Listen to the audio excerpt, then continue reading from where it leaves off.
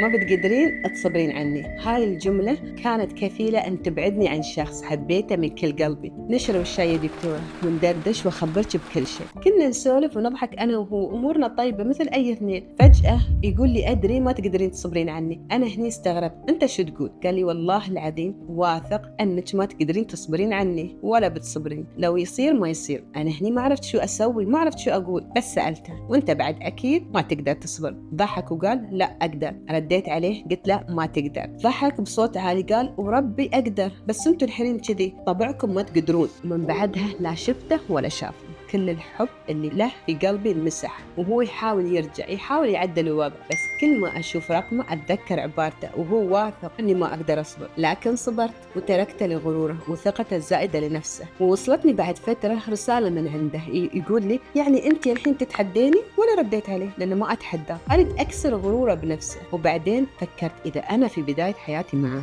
هو هذا أسلوبه، كيف بكمل باقي سنيني؟ ارتحت منه وريحت بالي. لكن نصيحة لكل اثنين مرتاحين مع بعض وواثقين من بعض، لا تقلل مشاعر الطرف الثاني لأي سبب كان، حتى لو بالمزح، لأنك ما بتعرف ردة الفعل كيف بتكون.